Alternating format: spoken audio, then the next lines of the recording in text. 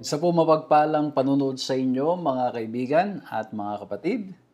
Kinagagala ko po na makasama kayong patuloy sa ating pong ginagawang pag-aaral ng salita ng ating Panginoong Diyos. Patuloy po kayong sumusubaybay sa pag-aaral ng aklat ng awit o ng Book of Psalms. And I hope and pray na kayo po ay nakikinabang, nabibless, at napupulot ang mga magagandang leksyon na amin pong ibinabahagi sa inyo.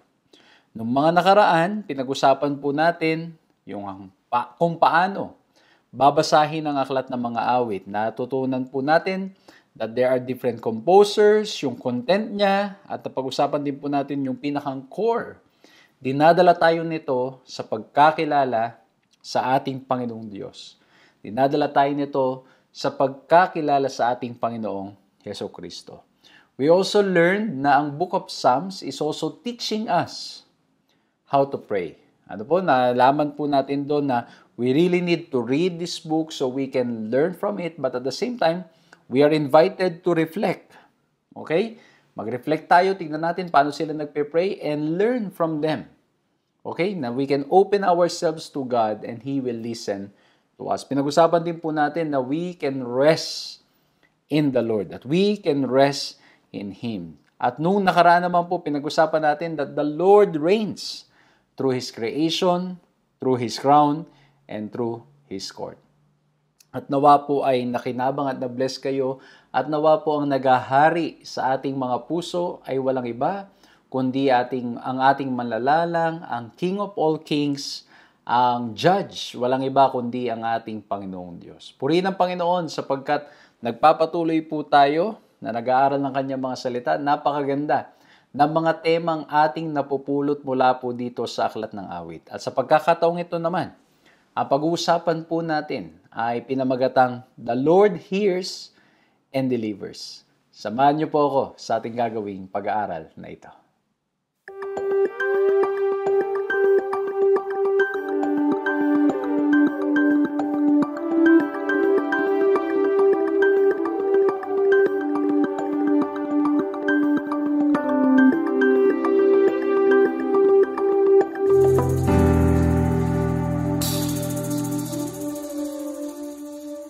Ako po si Pastor John Alexis Mercado at patuloy po kayong sumusubaybay sa paglilingkod na pinagkakalo po sa inyo ng 3 Points Ministries at ganoon din po ng Hope Channel Philippines.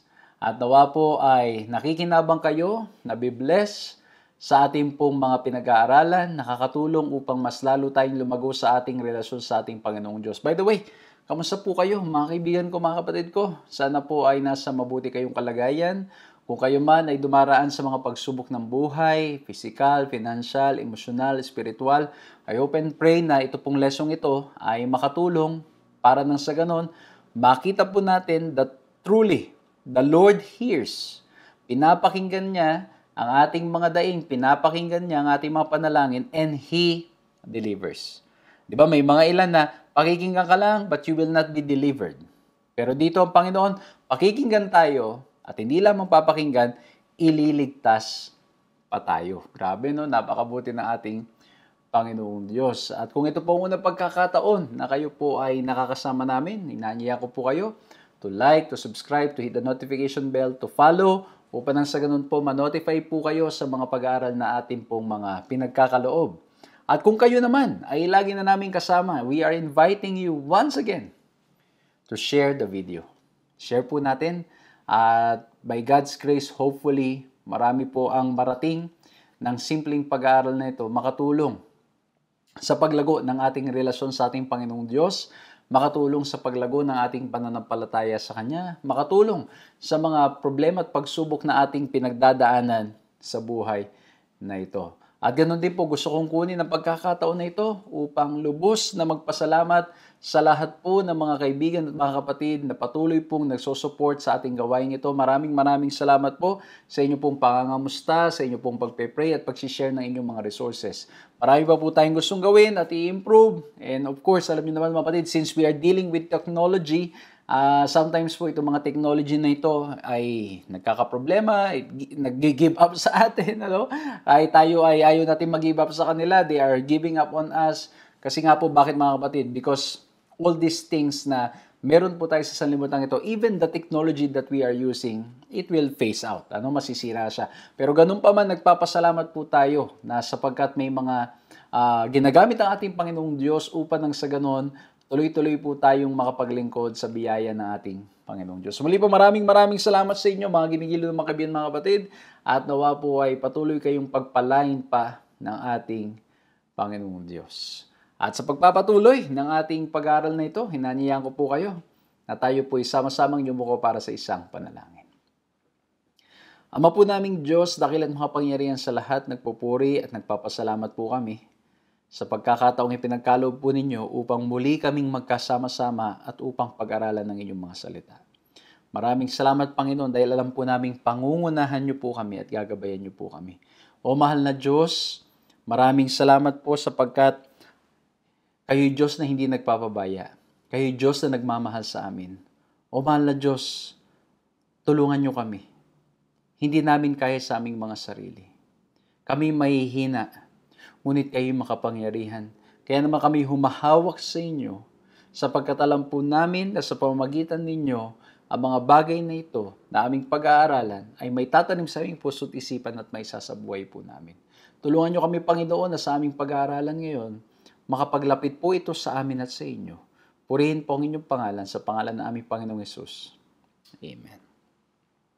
Sumuli po isang magandang umaga, tanghali, hapon, or gabi. Anong oras man na kayo ay nadaratnan ng pag-aaral na ito, kinagagala ko po na makasama kayo, kinagagala ko po na patuloy pong makapaglingkod sa inyo. At purihin ang ating Panginoong Diyos. Napakaabala po nitong mga linggo, nitong mga nakaraang mga linggo, itong mga nakaraan na mga araw na nakalipas sa tangin niyo pong lingkod, ay patuloy na nagpupunta kung saan-saan dahil po sa panawagan ng paglilingkod. At ganun pa man, nagpapasalamat tayo sa ating Panginoong Diyos sapagkat tuloy-tuloy nating nagagawa ang ministeryong ito. At pakisama niyo rin po pala sa prayers ang inyong lingkod. Mapapansin niyo parang iba pa rin yung ating boses. At palagi ko po, mga kapatid, it's taking time for me to recover.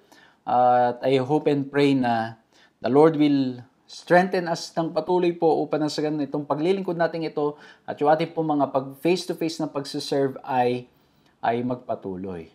Ganun pa man, nagpapasalamat tayo sa Panginoon sapagkat napakabuti niyan. Title po na pag-uusapan natin ngayon ay pinamagatang The Lord Hears and Delivers.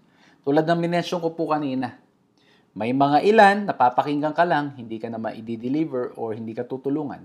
Pero ang maganda po sa ating Panginoong Diyos, papakinggan niya yung ating mga daing, papakinggan niya yung ating mga saloobin, papakinggan niya yung mga bagay na ating pinagdadaanan as we pray, and He will deliver us as well. Well, in reality, if we will look at the cross of Jesus Christ, He has already delivered us. Kasi bakit? In Christ, we have our salvation. In Christ, we are assured of our salvation and there's nothing to worry about in Christ. Pero in reality, tayo dito sa buhay na ito, dumadaan pa rin sa mga pagsubok ng buhay. May mga ilan sa inyo marahil, may mga pagsubok sa pamilya, pagsubok sa asawa, pagsubok sa anak, pagsubok sa pinansyal o sa trabaho, pagsubok sa co-office mate, may pagsubok sa karamdaman o kalagayan, physical. Ganun pa man, ang maganda, the Lord hears. Papakinggan niya ang ating mga daing and He delivers. But ultimately, tulad po ng minensyon ko kanina, in Christ, we have been delivered. Okay? In Christ, we have been saved. And for us to continue in that state, we need to hold on to God. At ang sabi po doon, when He comes for the second time, we will experience the fullness of that salvation. Ang sabi po sa talatang ating susing talata o talatang sauluhin, ang sabi sa Psalms 34:17, the righteous cry out, and the Lord hears and delivers them out of all their troubles. Grabe, napaka-powerful dito mga statement na ito, na ang ating Panginoong Diyos ay pinakikinggan tayo at inililigtas tayo sa ating mga pagsubok na ating pinagdadaanan. Grabe. Kasi sa buhay nito, napakarami talagang pagsubok. Napakaraming problema. At kung wala tayong mapanghahawakan, wala tayong malalapitan, napakahirap. Kasi bakit po mga kaibigan, mga kapatid? May mga bagay sa sanlibutan ito na hindi natin maunawaan, hindi natin maipaliwanag. At tayo ay nahihirapang marating yung kaisipan na bakit o yung kapayapaan na ating nais hindi natin makamit dahil nga po sa epekto ng kasalanan na ating nararanasan sa buhay na ito. Pero ang maganda at pinapaalalahan tayo, dinig ng Diyos ang lahat ng ating mga luha, dinig ng Diyos ang lahat ng ating mga hinanakit, dinig ng Diyos, pinakikinggan ng Diyos ang lahat ng mga bagay na ating pinagdadaanan as we pray to Him and talk to Him, and He delivers. Okay? At baka mamaya may magsasabi, teka lang, Pastor, bakit ganun? Ako, tagal ko na nagpe-pray. Hindi pa rin ako dinideliver ng ating Panginoong Diyos. Tandaan nyo mga kapatid, the greatest deliverance that the Lord is offering us is that we be saved. Okay? Of course, ang Panginoon, napakabuti niya, napaka-gracious niya, maging sa mga trials natin dito sa buhay, mga pagsubok natin dito sa buhay na to, sa lupang ito, ay inililikas tayo natin Panginoong Diyos. But ultimately, what the Lord wants us is for us to be saved. Ano kasi bakit? Masolve mo nga lahat ng problema dito sa mundo. Magkaroon ka nga ng mga sapat na mga pangangailangan.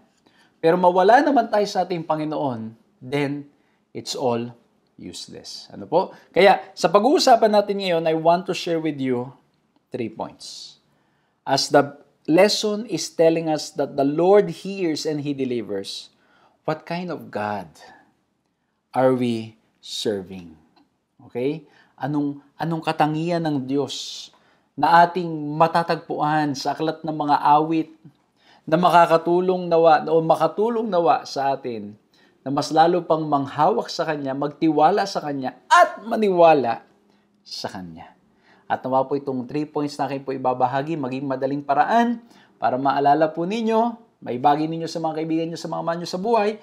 Kung meron po kayong mapulot pang iba, then praise the Lord. Ibig sabihin, God is speaking to you, kaibigan, kapatid, sa iyong pagbabasa ng ating po pag-aaralan ngayon.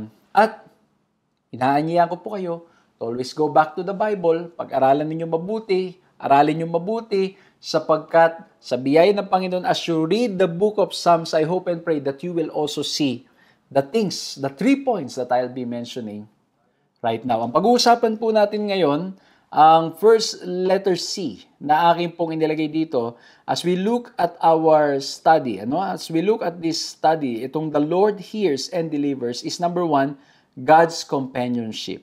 Okay, God's companionship. Bakit po? Ang sabi sa Psalms 145, verse 18, He's near to all who call upon Him, to all who call upon Him in truth.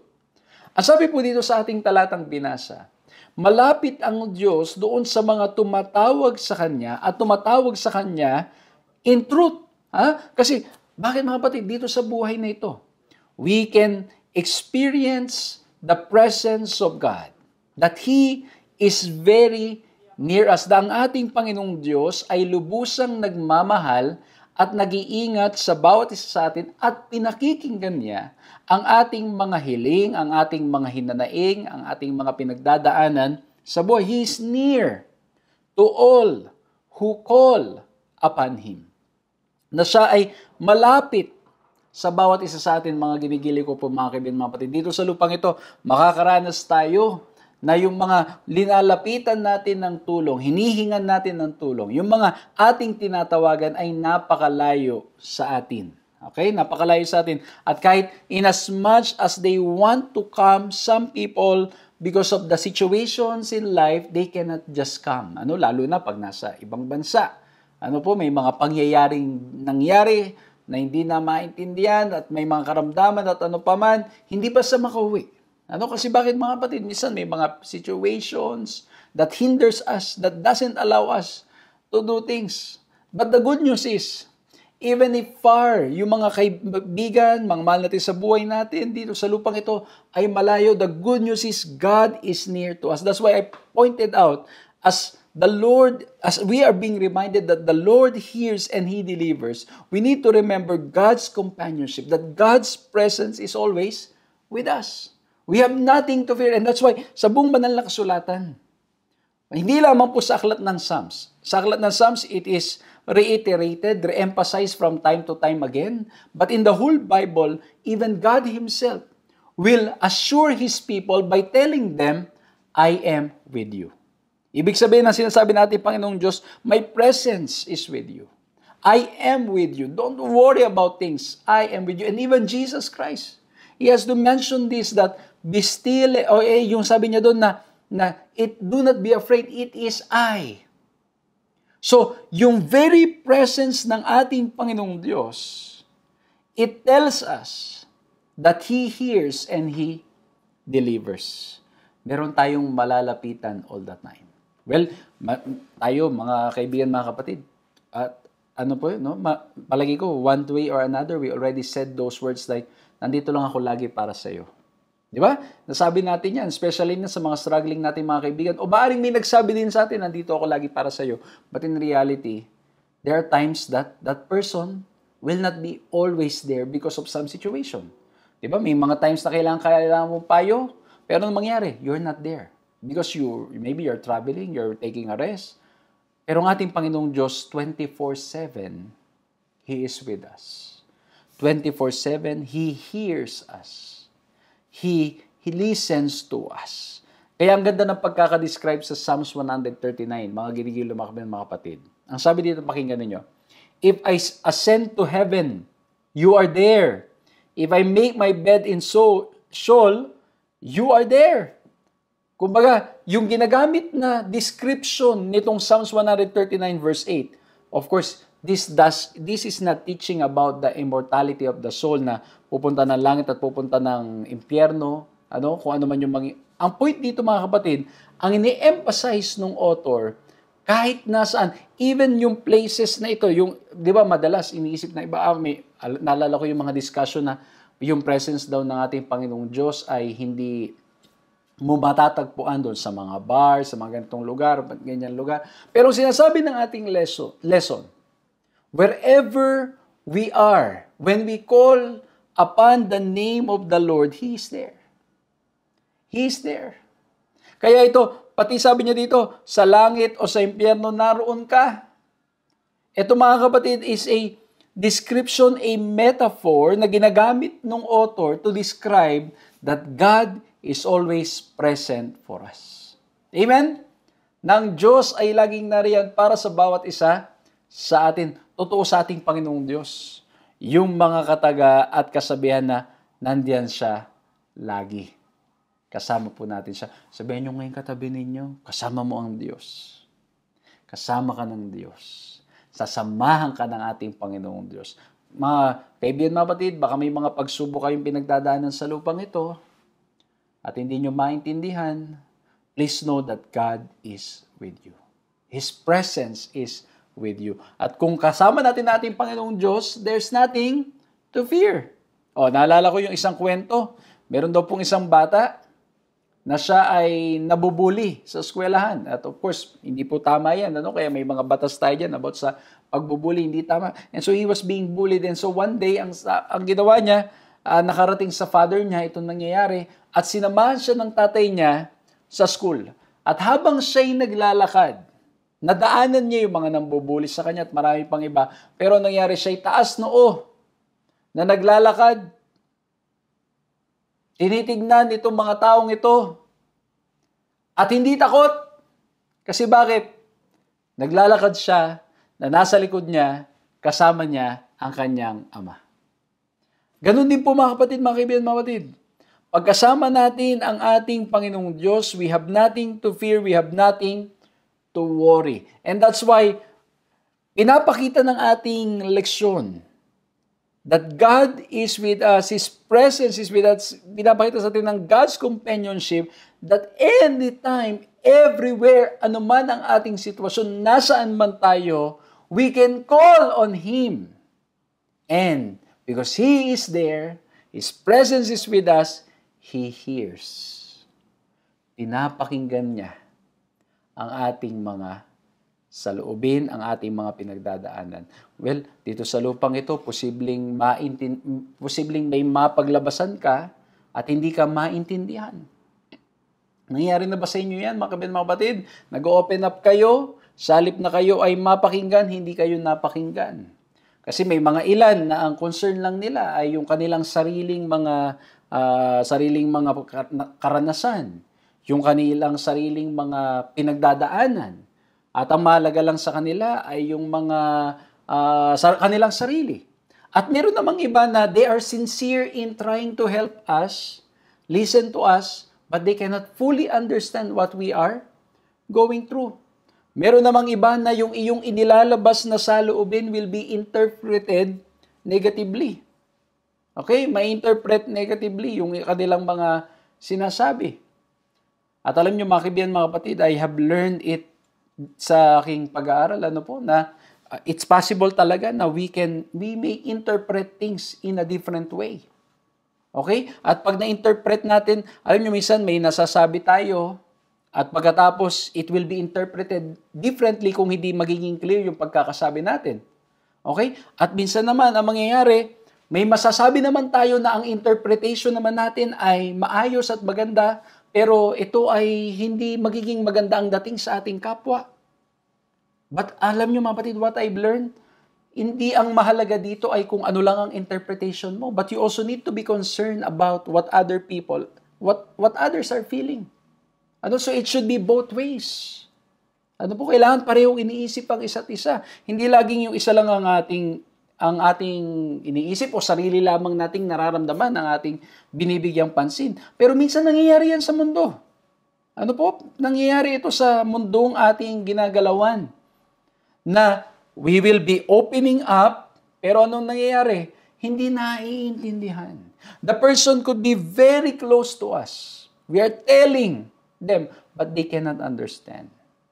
Hindi nila maunawaan yung bigat ng ating nadarama, yung bigat yung impact ng kanilang sinabi sa ating buhay. Parang minsan, di ba? Kaya nga po we are teaching na sa pagtulong sa ating kapwa.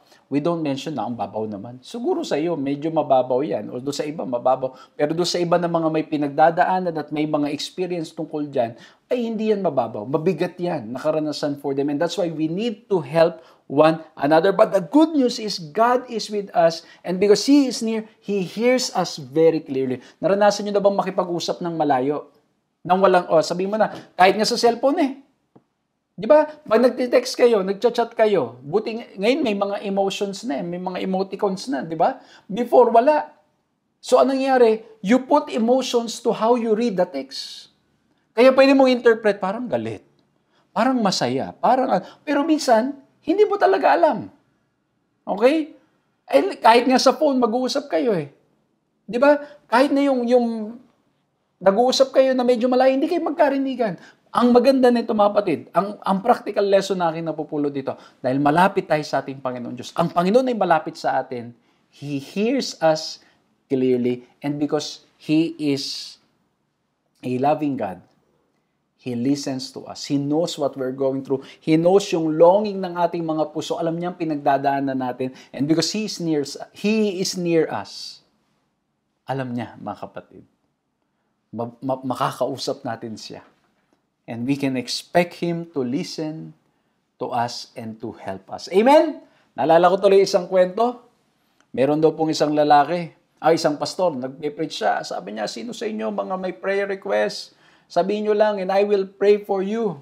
At ang sabi bigla nung lalaki, Lord, sabi niya, pastor, please pray for my hearing. Ang ginawa naman nitong pastor, pinalapit niya, lumapit ka brother, lumapit ka. Paglapit nung kapatid, ang ginawa niya, hinawakan niya yung tenga. Sabi niya, hinawakan niya habang hawak-hawak niya yung tenga. Sabi niya, pagalingin niyo po itong tengang ito. Sana po ay maging maayos ang karamdaman at makarinig po siya ng maayos. At pagkatapos niyang ipag-pray na nahawakan na yung tenga, sabi bigla nung pastor, kamusta na yung hearing mo? Kamusta na? At pinag-pray na natin yan. Sabi nung lalaki, Pastor, hindi ko po alam kasi yung hearing ko po sa korte, nakaschedule pa po next week. Di ba? Posibleng gano'n ang mangyari. Na maglalabas tayo sa mga tao sa ating paligid at hindi nila maiintindihan. Pero ang Diyos, maiintindihan. Because He is very near us. He is omnipresent. That's why I put here God's companionship. Kasama natin ang ating Panginoong Diyos. And no wonder, all throughout the Bible, He is repeatedly mentioning that I am with you, that He is with us. And even the concept of the sanctuary, ang sabi natin Panginoong Diyos, that I may dwell with my people. Gustong iparamdam ng Diyos na malapit siya sa atin. Kaibigan, kung hindi mo nararamdaman ng ating Panginoong Diyos, open your heart. Pray to Him. Ask for His power. Ask for His presence in your life. And He will show you and He will make you feel that you are very close. He is very close to you. Amen? Okay, so number 1, we talk about God's companionship. Number 2, as we are talking about the Lord hears and He delivers, we are not only talking about God's companionship, but also God's capability. Bakit po God's capability? Alam niyo, ang gandang pag-aralan ng Psalms 139. Grabe, yung mga description na ginamit dito sa text na ito, wow, grabe mga kapatid, pag pinag-usapan natin mabuti, talagang napaganda. Although we don't have much time, but we will try to look into some of the key important points. Although, yung binasa nating text kanina, pati yung concept of God's presence is also in Psalms 139. Ang sabi mo dito sa Psalms 139 verse 15, My frame was not hidden from you when I was being made in secret, intricately woven in the depths of the earth. Ang sinasabi ng manunulat dito, alam mo, not only that He is omnipresent, God's capability, God's power is that He knows us clearly. Alam niya habang tayo nasa sinapupunan ng ating mga ina, alam niya, kilala niya ang bawat isa sa atin. And that's why kahit sa New Testament, i-reiterate ni Jesus ang sabi niya, kahit yung numbers ng hair ninyo, alam ng Diyos. And so, God's capability involves that He is an all-powerful God and He knows all things. Kaya sabi po dito, mga kaibigan, mga kapatid, sa nabasa natin sa ating leksyon, divine knowledge pertains to time, inner being, and space. The psalmist's entire existence. God's wonderful knowledge is the result of His creatorship and close acquaintance with people and is manifest in His care for them. Ano po yung divine knowledge? He knows all things. Di ba nga po yung lagi na sinasabi, makapagtatago tayo sa ating kapwa, may maitatago tayong mga ating ginagawa, pero kailanman ay hindi tayo makapagtatago sa ating Panginoon Diyos because He sees, He knows us very well. He knows the deep longings of our heart. He knows the situation of our hearts. And that's why it's very important that we learn to pray those words na sasabihin natin, Lord, please reveal my heart. Help me to see my situation, my status, so that I may trust in you. Mahalaga maipag-pray natin na ma-reveal sa atin nating Panginoong Diyos yung ating mga pagkukulang. Kaya ang ganda nung nabasa kong aklat na ang sabi doon, when we are really getting close or we are really wanting God to lead us, help us, and remind us and ask for forgiveness for all the sins that we have committed because He knows all things. Ang sabi ng manunulat, even your past sins, God knows. But of course, in Christ, we are forgiven. But He knows all of this. And so when we ask Him through the Spirit can remind us of the things that we have done before so we can ask for forgiveness. Grabe yung sabi ng aklat na yun. But the point that we're trying to say, He knows. That's God's capability. Ano pa? Yung mga description na ginamit sa Bible in describing what kind of God, how powerful He is. In Psalms 91 verse 2, ang sabi, I will say of the Lord, He is my refuge and my fortress. My God, in Him I will trust. The Lord is described as a refuge who can protect us from storms, from calamities, or anumang mga pagsubok ng buhay. Naalala ko mga kapatid, there was a time na Pinuntahan po namin yung mga nung may bagyo at malapit sila sa dagat at pagkatapos mga kapatid, grabe yung kumbaga namatay doon sa bagyong yon, and so people started building a wall to protect. Pero in reality, pag mas malakas yung bagyo, kahit nalagyan mo ng wall dyan, babagsak, sisirain. Pero ang ating Panginoong Diyos is described as a refuge, a fortress na mapagkakatiwalaan natin. Dito sa lupang ito, marami kang pagkakatiwalaan na mga bagay na, alam nyo, minsan, mayroon pang mga brand na sinasabi natin, ito mapagkakatiwalaan, which is, alam nyo naman, well, of course, we are not talking here about quantity or quality, pero di ba may mga quality na yung mga brand na mga kilala na pagdating sa mga ganitong larangan, let's say, pagdating sa mga gadget, pagdating sa mga, pero ang ending mga kapatid, nasisira pa rin. May mga pagkakataon that it will fail you.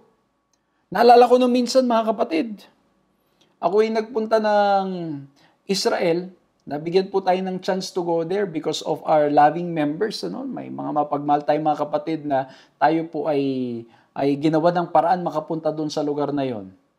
Ang ginawa ko mga kapatid, talagang lahat ng photos that I can take, picture, tapos kinuha ko pa bawat picture na yung para pag ikwinento ko pag uwi ko, ito yan. Ito yung umpisa. Para hindi ko malilimutan ito. Dito kami naglakad. Ayan, picture ko yan. Tapos itong side na ito. Uy, ito, ang ganda nito. Itong side na to. Pinicture ko na todo mga kapatid, mga kaibigan. Pagdating ko sa Pilipinas, bumigay yung cellphone. At nung pagbigay nung cellphone, mga kapatid, pagdala ko dun sa service center, ang sabi, "Sir, sorry, sira na po talaga. We can change your phone, give you a new one, pero yung mga files po and all of that cannot be retrieved anymore." Diba? Kahit yung mga branded na o yung mga kilala mong brand na you can trust, sometimes it will fail you. But God will never fail you. Amen? Okay? So it's described as a fortress.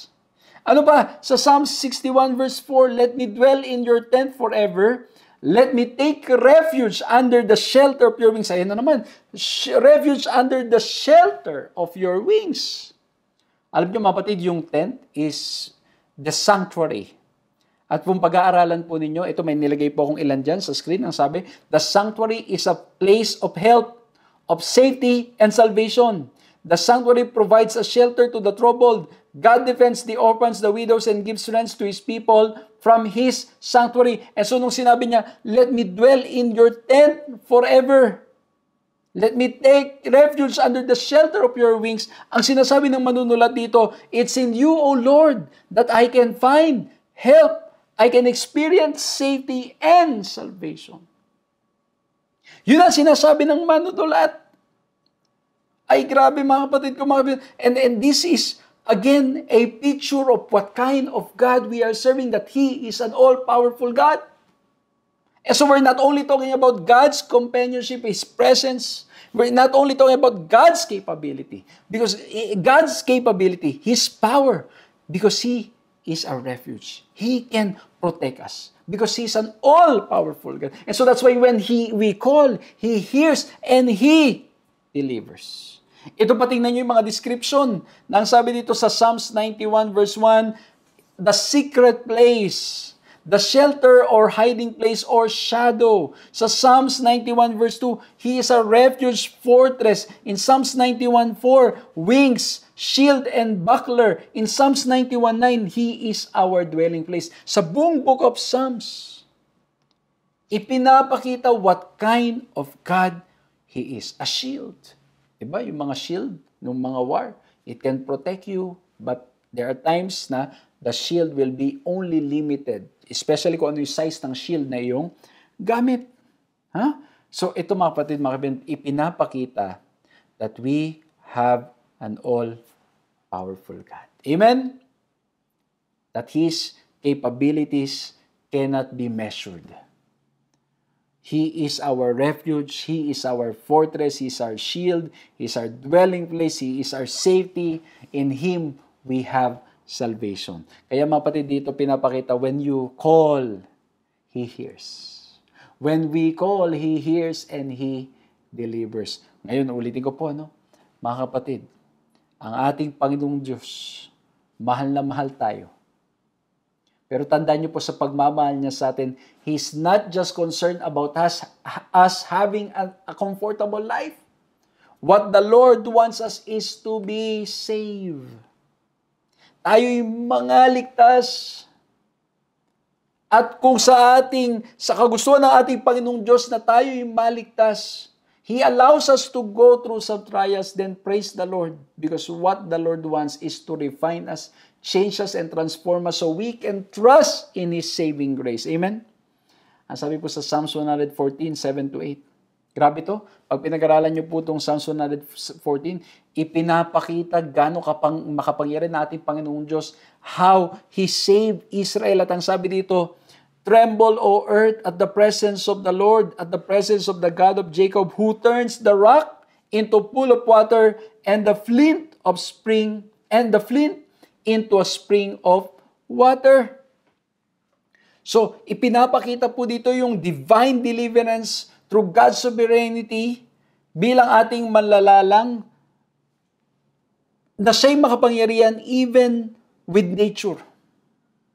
Kung paano iniligtas niya yung mga Israel doon po sa story sa Exodus.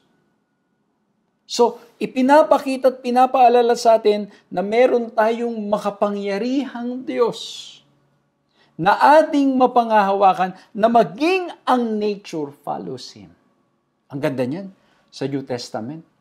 He has power over spirits. He has power over calamities. He has power over nature. Pinakita yan ng ating Panginoon Kristo. Kaya mapanghahawakan natin siya at pwede tayong tumawag sa Kanya.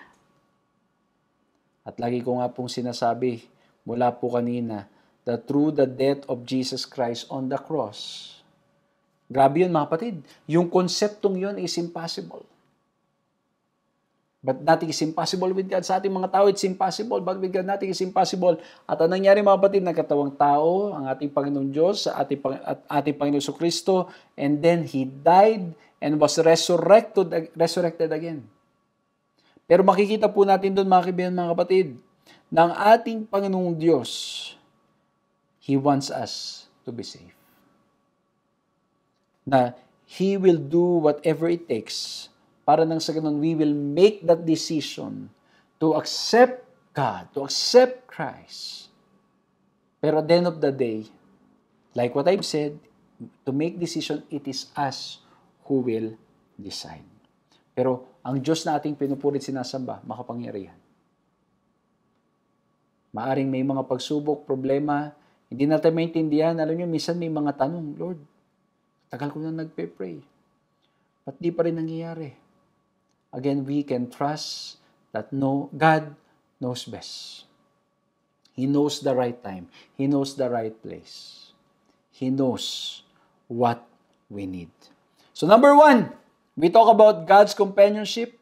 We talk about God's capability. Because of His companionship, because of His capability, mga kapatid, He hears and He delivers. And number 3, linagay ko po dito. Again, number 1, God's companionship. Number 2, God's capability. And number 3, we will talk about God's care. Kasi bakit nga po? He hears and He delivers. Ang ganda. Pag-aralan natin itong Psalms 121. Ito, ilang verses lang ito, mga kaibigan ko, mga kapatid ko. Pero ang dami na nating mapupulot na leksyon mula po dito. Tingnan niyo po, sabi sa Psalms 121 verse 3, may line dyan na nakalagay, He will not allow your foot to be moved. Hindi ka daw gagalaw. Bakit, mga kapatid? Yung foot is most of the time described as our journey in this life.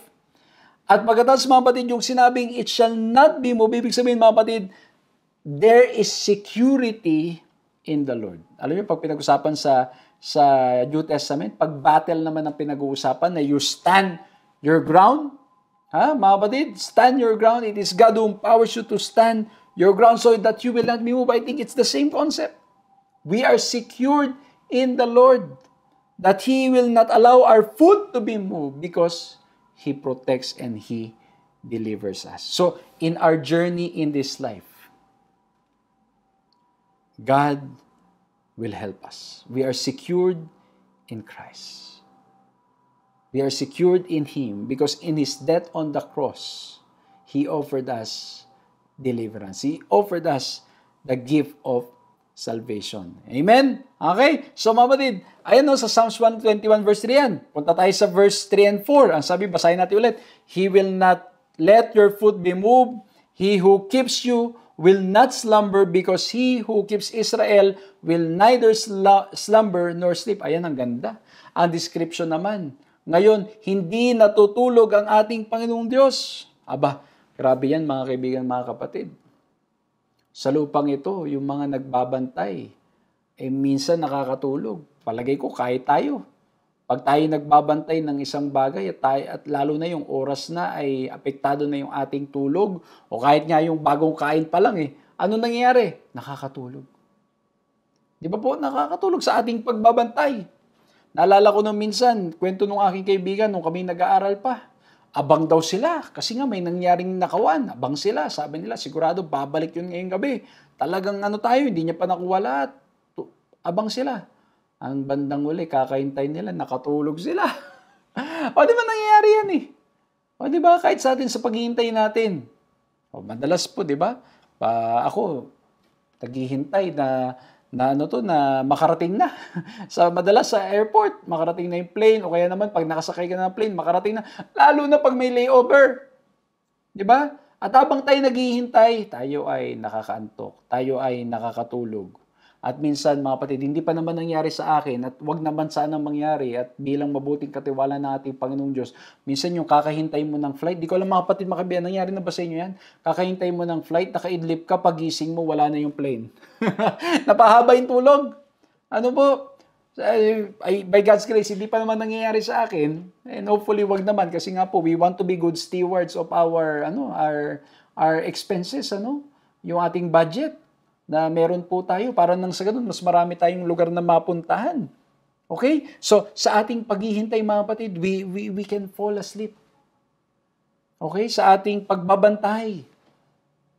Maaari tayong makatulog. Pero ang Diyos, kailanman daw po, sa kanyang pagbabantay sa atin, hindi siya natutulog. And that's why, wherever time you pray, He hears you and me. Pinapakinggan niya tayo. Hindi tayo pinababayaan. Alam nyo, may kaawit natutulog ba ang Diyos? Hindi. Hindi siya natutulog sapagkat He is always ready to act on our behalf. He's always ready to help us. He is alert. Ready to support us in ways that is possible. Honestly, if we will only be sensitive to the leadings of God, hindi pa tayo humihingi, ang Diyos gumagawa na ng paraan para na sa ganun tayo hindi mapahamak. Ano pa? Sa Psalms 121, 5-6, ang description naman dito, the Lord is your shade.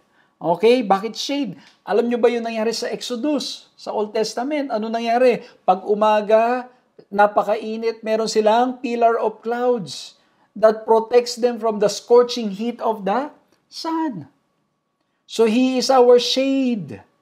O, di ba, pag tayo yung naglalakad, tayo ay, naalala ko naman nung mga, alam mo yun, pag tayo yung nagbe-visitation, may mga lugar tayong napupuntahan na napakainit talaga. Talagang you want to look for a shade na ikaw ay mapoprotektado sa scorching heat of the sun. Nung punta ko naman mga kapatid, mga kaibigan, nung nakaraan sa Japan, ang nangyari naman, napakalamig. At ang magandang paraan para makaranas ka ng init ay pumasok ka doon sa mga establishment at may heater. Ano po? Pero dito mga kapatid, it's recalling the experience at Exodus that they were exposed to the heat as they walk around, but the Lord's cloud was there to give them shade and to protect them. That is the kind of God we are worshiping. That He is a God who cares. Hindi siya natutulog at hindi lamang po yun, hindi niya papahintulutan ng ating mga paa ay magalaw sapagkat tayo ay iniingatan niya, and He is our shade that protects us from the scorching heat of the sun. Hindi pahihintulutan ng ating Panginoong Diyos na tayo ay humarap sa mga pagsubok ng buhay na wala siya. Well, pwede natin gawin yun. Kung pipili natin hindi manghawak sa ating Panginoong Diyos, pero kung tayo nanghahawak sa Kanya, He is with us. He hears and He delivers. Amen? Ano pa? Ang sabi sa Psalms 121 verse 5, God is at their right hand. At alam niyo sa Bible, yung right hand ay madalas dinidesignate as the stronger hand. The hand of action. Okay? Pero dito mga kapatid, sa mga text, iba't iba pang text sa Bible, yung God is at their right hand, it conveys God's nearness and favor. Malapit ang ating Panginoon Diyos. Siya'y nasa right hand mo lang. He is near to us. And not only that He is near to us, He's strong. Oh, di ba kasi it's a designate stronger hand. If God is at their right hand, it means God is with us and God is our strength. Ano pa? Sa verse 7 and 8, sabi dito, the Lord will keep you from all evil. He will keep your life. The Lord will keep your going out and your coming in from the time forth and forevermore. Grabe mga kapatid. Ano nyo ba yung dedication ng mga nagsulat? Kung paanong talagang sila'y naniniwala na ang Diyos ay hindi magpapabaya at ang Diyos ay lagi tayong sasamahan. At ang sabi dito sa huling point natin, di ba yung God cares? Na ang Diyos ay nag-aaruga sa atin. Sabi po dito mga kapatid, mula sa inyong paglabas at pagpasok, ang Diyos ay iingatan tayo magmula ngayon at magpakailan paman. Kaya nga po mga kapatid, sa Psalms 121 verses 6 to 8, kinukonfirm ng Diyos ang kanyang proteksyon at pag-iingat sa kanyang mga anak. Ipe-preserve niya from evil. Yung sun and moon, it will not hit them. Sila ay iingatan ng ating Panginoong Diyos. At ito mga kapatid, ipinapakita ng mga text na ito, yung comprehensive and unceasing care ng ating Panginoong Diyos sa ating mga buhay. Pero ulitin ko po mga kaibigan, mga kapatid, ang concern ng Diyos, hindi lang para maging comfortable ang buhay natin sa lupang ito, kasi pag sobrang comfortable naman, baka makalimot tayo sa ating Panginoong Diyos. The main concern of God is that we all, by His grace, will be safe. Kaya talagang paborito ko yung line na yun. Yung sinabi ko kanina na God is not just concerned about us having an eternal life. He's concerned about us being safe. At kung ang ibig sabihin nito ay pahintulutan tayong dumaan sa mga pagsubok ng buhay, para nang sa ganun makita natin He delivers, He will do it. Because He loves us and He cares for us. Di ba? Ako na-imagine ko bilang tatay. May mga bagay na ipagbabawal natin sa ating mga anak. Hindi dahil killjoy lang tayo, kundi dahil sa alam nating posibleng ikapahamak yun ng ating mga anak. Babawalan natin. Okay? Pagsasabihan natin. Kasi bakit po mahal natin? Ang Diyos ganun din dahil sa pagmamahal sa atin, He will tell us, ito yung mga dapat hindi nyo gawin, ito yung mga dapat ninyong gawin because He wants to save all of us. At kung minsan mga kapatid, sa katigasan ng ating mga ulo, pahihintulutan tayo ng Diyos para tayo matuto at bumalik sa Kanya. At minsan naman dahil sa epekto ng pagkakasala, kahit na tayo ay talagang nagtatapat, tayo ay nagbaba sa ating Panginoong Diyos, may mga pagsubok pa rin darating, and the Lord allows it because He knows best. Well, again mga kapatid, His ways are not our ways, His thoughts are not our thoughts. Hindi po ako nandito para sabihin sa inyo na kung anong nasa isip ng Diyos because hindi ko po alam mga kapatid. What I know is what is, as far as I'm concerned, with what is written in the Bible, at ulit-ulit na ine-emphasize sa Bible, that God is with us and He cares for us. Amen? Ang nais sa ating Panginoong Diyos, mapabuti ang bawat isa sa atin. Ang nais sa ating Panginoong Diyos, tayong lahat ay lumapit sa Kanya. Kaya naman, mga kaibigan ko, mga kapatid ko, sa lahat ng mga sumusubaybay sa oras na ito, baka meron kayong mga pinagdadaanan na mga hinanakit, mga sakit, mga hindi magandang karanasan sa buhay. I hope that this lesson reminds you that the Lord hears. Pinapakinggan niya ang ating mga panalangin, pinapakinggan niya, alam niya ang ating mga iyak.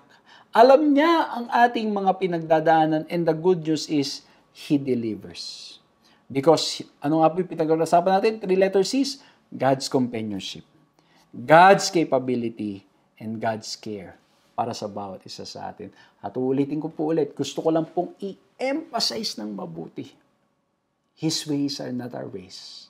His thoughts are not our thoughts. Kasi baka may magtanong, Pastor, bakit meron akong kakilala? Pray talaga siya ng pray. At talagang napakatapat, pero namatay pa rin. Hindi na pagaling sa kanyang karamdaman. At the end of the day, ang masasabi ko lang po, God knows best. Alam ng Diyos. Tandaan nyo, ang kamatayan, hindi kalooban ng Diyos. It is the result of sin. Yan ay epekto ng kasalanan sa ating buhay. Pero kung yung tanong ninyo na bakit bawat nangyayari sa buhay ay pinapahintulutan ng ating Panginoong Diyos, well, God's ways are not our ways, His thoughts are not our thoughts. Maaring may mga bagay sa mga hinaharap na mararanasan at makikita natin na kaya pala natin pinagdaanan itong mga pinagdadaanan natin ngayon dahil yun pala may purpose ang ating Panginoong Diyos sa ating buhay. But what we can do is to trust Him. Believe in Him that He hears and He will deliver. Nawa po'y na-bless kayo dito po sa pag-aaral na ito. Napakasimpleng pag-aaral, ngunit nawa po'y kinapulutan po nating lahat ng aral at mas lalo po nawa tayong napalapit sa ating Panginoong Diyos. Samahan niyo po ako sa pagtatapos sa panalangin. Maraming salamat po, mahal na Diyos, sa inyo pong paalala sa amin. You have reminded us once again that truly you are a God who cares. You're a God who loves each and every one of us. Salamat, Panginoon, na ang inyong presensya ay aming nadarama sa bawat araw. At tulungan niyo pong maramdaman ng lahat ng mga kaibigan, mga kapatid, that you are very close to us. Salamat din, Panginoon, that we learn about your capability, that there is nothing impossible with you. We can rely po sa inyo. You are our refuge, you are our strength, you are our fortress. We have nothing to fear. At maraming salamat, Panginoon, that you care for each one of us. Sa aming pong pag-aaral sa Aklat ng Awit, nakita po namin, Panginoong Diyos, how much you care for us. That you will do whatever it takes so that we will be saved. Upang sa ganon, maramdaman namin na kayo ang aming proteksyon at pag-iingat. Lord, maraming salamat. Purihin ang inyong pangalan. At pagpalain ng aking mga kaibigan, mga kapatid. Sa lahat ng mga humaharap sa pagsubok ng buhay, tulungan niyo po silang magtapat sa inyo at manghawak labang sa inyong mga pangako. Maraming salamat po sa pangalan namin, Panginoong Hesus. Amen.